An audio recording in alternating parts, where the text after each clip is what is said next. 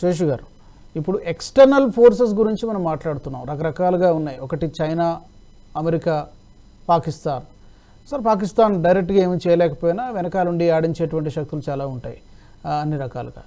ఈ ఎక్స్టర్నల్ ఫోర్సెస్తో కలిపి ఏమైనా ఇంటర్నల్ ఫోర్సెస్ ఎలాగూ విపక్షాలు ఉండనే ఉన్నాయి. అన్ఫార్చునేట్లీ ఏంటంటే ఇజ్రాయెల్ లాగా ఇంకో చోటలాగా నేషనల్ సెక్యూరిటీ విషయానికి వచ్చేసరికి వాళ్ళందరూ ఐక్యమవుతారు. కానీ ఇక్కడ మన దగ్గర ఆ పరిస్థితి లేదు. ఏదైనా కానీ ఇక్కడ దిగిపోవడం వీళ్ళు ముఖ్యం. ఎవరితోనైనా చేతులు కలుపుదాం అన్నటువంటి పరిస్థితి అన్ఫార్చునేట్లీ ఉన్నట్టుగానే కనిపిస్తుంది. ఆ ఎక్స్టర్నల్ ఫోర్సెస్తో ఈ ఇంటర్నల్ ఫోర్సెస్ ఏమైనా కొలాబరేట్ అయ్యి పనిచేసేటువంటి సిచ్యువేషన్ కనిపిస్తుందా, లేకపోతే వేరువేరుగానే పనిచేస్తున్నాయి అనుకోవచ్చు మనం? ఇప్పుడు మనం ఇంటర్నల్ ఫోర్సెస్ పైన అంత డౌట్ పడాల్సిన అవసరం లేదండి. భారతదేశంలో మనం ఈ సుదీర్ఘ రాజకీయాలను కనుక మనం చూసినప్పుడు రాజకీయంగా కొట్లాడుకుంటారు, వైరుధ్యాలు ఉన్నాయి, రాజకీయంగా భేదాభిప్రాయాలు వాళ్ళు ఉన్నప్పటికీ కూడా నేషన్ ఇంట్రెస్ట్ లోకి వచ్చేసరికి అందరూ కలిసి ఉన్నటువంటి సందర్భాలు, సాక్ష్యాలు మన కళ్ళ ముందు కనపడ్డాయి. సరే, మన ఇంటర్నల్ ఫోర్సెస్ ని, దేశంలో ఉన్న రాజకీయాలని సస్పెక్ట్ చేయటం కాదు, కానీ ఒక విషయం అయితే మనం చెప్పగలుగుతాం. ఇప్పుడు ప్రపంచంలో అత్యంత వేగంగా అభివృద్ధి చెందుతున్నటువంటి ఆర్థిక వ్యవస్థ భారత ఆర్థిక వ్యవస్థ. అయితే ఇప్పుడు చైనా భారత్ ని ఒక కాంపిటీటర్ గా ఫీల్ అవుతుందండి. ఇప్పుడు వచ్చినటువంటి చిక్కల్లా ఏంటి అని అంటే భారతదేశాన్ని చైనా ఒక కాంపిటీటర్ గా ఫీల్ అవుతుంది. ఇప్పుడు పాకిస్తాన్ తన ఇంటిని చక్కదిద్దుకోవటంతో సరిపోతుంది. దానికి కొత్త ప్రభుత్వం అక్కడ వచ్చినప్పటికీ కూడా అక్కడ ఉన్నటువంటి వైరుధ్యాలు, ఆడుకున్నటువంటి ఆర్థిక వ్యవస్థ క్రమశిక్షణలో లేకపోవటం, ఆర్థిక సంక్షోభం, వాళ్ళకు ఉన్నటువంటి సమస్యలతోటే భారతదేశం పైన ఫోకస్ పెట్టేటటువంటి అవకాశం దానికి కనపట్లే. ఒకప్పుడు ఉన్నటువంటి యాక్టివిటీ ఇప్పుడు పాకిస్తాన్ నుండి మనం ఎదుర్కోవటలే. కానీ ఇప్పుడు మనకు వస్తున్నటువంటి ఫోర్స్ ఏంటంటే చైనా మనని కాంపిటీటర్ గా భావించడం ఒకటైతే, తర్వాత మనకున్నటువంటి సరిహద్దుల్లో ఒక టెన్షన్ క్రియేట్ చేయాలనేటటువంటి దాంతో ఈవెన్ దో మాల్దీవ్స్ ను కూడా మన మీదకి ఎగదోస్తుంది కదా.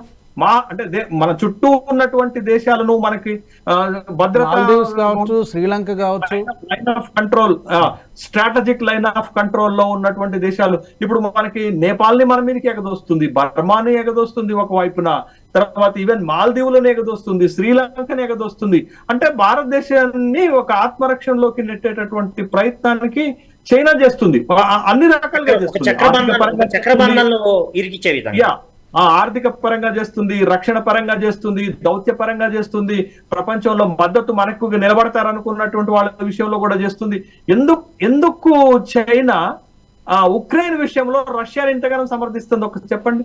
దానికి ప్రధానమైన బేస్ ఏంటి అని అంటే, ఎప్పుడైనా భారతదేశానికి చైనాకు ఉద్రిక్త పరిస్థితులు ఏర్పడితే రష్యా తటస్థంగా ఉండే అవసరమన్నా ఉండాలనే భావన చేస్తుంది చైనా. ఇవాళ ఒకప్పుడు అయితే, ఇప్పుడు ఇందాక సార్ చెప్పినట్లు మనకి 2 సార్లు యుద్ధం వచ్చినప్పుడు మన పక్షాన నిలబడినటువంటి రష్యా రేపు ఏదైనా ఉద్రిక్త పరిస్థితులు చైనాకి భారతదేశానికి మధ్య వస్తే రష్యా వైఖరి ఏంటి, రష్యా వైఖరి ఎలా ఉండాలనేది ఇప్పుడు చైనా ఆలోచన చేస్తుంది. దానికి అనుగుణంగానే చైనా రష్యా తోటి ఇంకా స్నేహ సంబంధాలను బలోపేతం చేసుకునేటటువంటి కార్యక్రమాల్లో రష్యా ఇవాళ అక్రమంగా ఉక్రెయిన్ పైన దాడి చేసినప్పటికీ కూడా దాన్ని తప్పుపట్టడం చర్య చేపట్టట్లేదు చైనా అనే విషయాన్ని మనం గమనించాలి. కానీ అట్ ద సేమ్ టైం భారతదేశము తప్పుపడుతున్నాం మనం.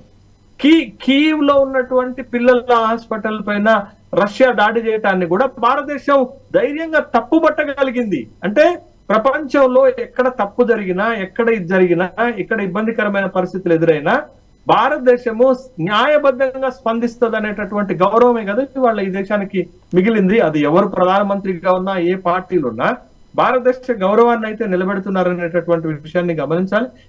ఆ గౌరవాన్ని పెంచడంలో భారత ప్రధానమంత్రి నరేంద్ర మోడీ నేషన్ ఫస్ట్ అనేటటువంటి ఒక క్యాంపెయిన్ తీసుకున్నారు, ఒక ఆబ్జెక్టివ్ తీసుకొని ముందుకెళ్తున్నట్టుగానే మనకు కనపడుతుంది. ఓకే, ఈ వీడియో మీకు నచ్చినట్టయితే లైక్ చేయండి, 10 మందికి షేర్ చేయండి. అలాగే కామెంట్ల రూపంలో మీ అభిప్రాయాలను మాతో పంచుకోండి. Nationalist hub group of channels ను సబ్స్క్రైబ్ చేసుకుని తెలుగునాట జాతీయవాద జర్నలిజాన్ని ప్రోత్సహించండి. ఈ వీడియో కింద ఉన్న బెల్ ఐకాన్ పై క్లిక్ చేయడం మర్చిపోవద్దు.